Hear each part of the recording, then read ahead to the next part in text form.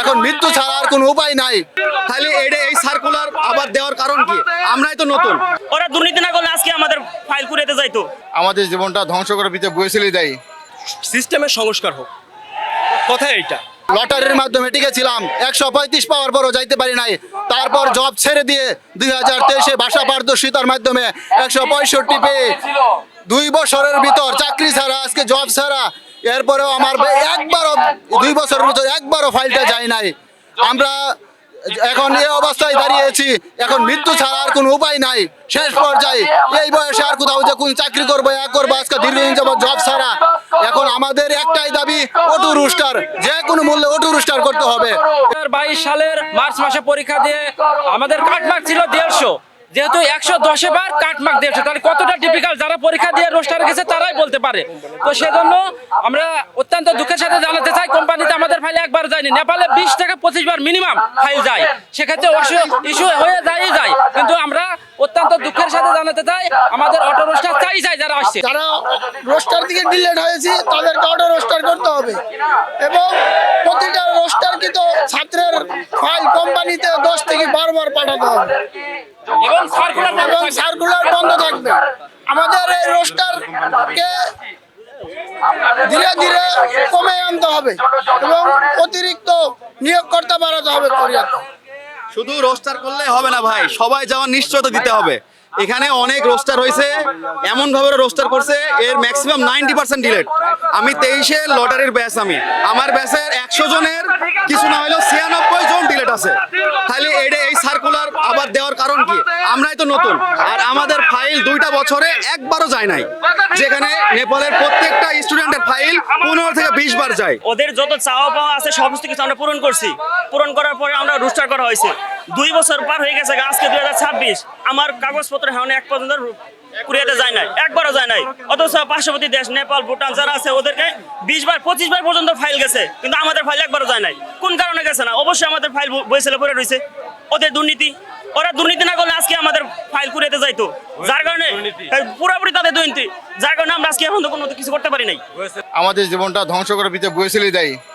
আমরা অনেক ধৈর্য সহকারে লেখাপড়া করে, টাকা পয়সা খরচ করে, বিভিন্ন কোচিং থেকে করে, মেডিকেল দিয়ে ভাড়া পারদর্শিতায় উত্তীর্ণ হয়ে আমরা রোস্টারমুক্ত হয়েছি। একটা ছেলে কতটুকু পরিশোধ করলে সে উত্তীর্ণ হয়ে সাকসেসফুল হতে পারে?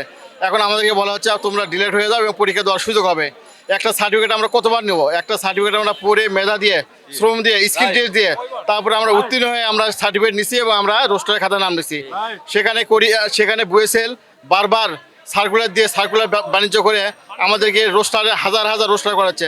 প্রতিবার পরীক্ষাতে 6000 এবং 23 সালে 4টে রোস্টার দিয়ে 424,000 মতো রোস্টার করেছে। অথচ তারা কোরিয়া পাঠাতে পারছে মাত্র 24 থেকে 50 জনের মতো লোককে। এই যে দুর্নীতি, এটা বুয়েসেল নিজেরাই করতেছে। সার্কুলার দিয়েও কিন্তু আমাদের এই যে রোস্টার যারা আছে, আমরা ডিলেট হচ্ছে 17-18 হাজার, এদেরকে ব্যবস্থা করে তারপরে ধারাবাহিকভাবে রোস্টার ডিলেট ইয়েতে করতে পারে, পরীক্ষা দিতে পারে না এবং সার্কুলার দিতে পারে। কিন্তু আগে আমরা যারা ডিলেটকৃত আছে এদেরকে আগে একটা ব্যবস্থা করাক এবং এদেরকে করিয়ে যাওয়ার সুযোগ দেখ, তারপরে বুয়েসেল যা খুশি তাই করুক, সার্কুলার দেখ, গতানুগতিকভাবে সার্কুলার চলবে। 2022 সালে ফার্স্ট আমি রোস্টারে ছিলাম। 2 বছর অতিবাহিত হওয়ার পরে আমি এই লাইনে এখনও আছি আর কি, কেন কোরিয়া আমার অন্তরে ভালোবাসি আর কি। যাই হোক, এই ডিলিট করার কারণে আমাদের মনটা ভেঙে গেছে এবং সমাজ থেকে আমরা কোনো পাই না, মূল্যায়ন পাই না।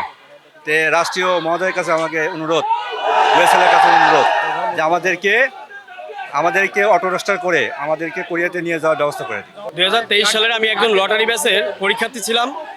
আমি একমাত্র অদম ব্যক্তি কিনা আমি জানি না, অ্যাকচুয়ালি পরীক্ষার ভিতরে আমার মা মারা গেছিল। আমি সাদা কাপড় পরে ভাইবা দিছি, স্কিল করছি এবং সমস্ত কিছুই তদবির ছাড়া হয়েছে, আমার না। টোটাল 15,000 14,000 যারা আছে।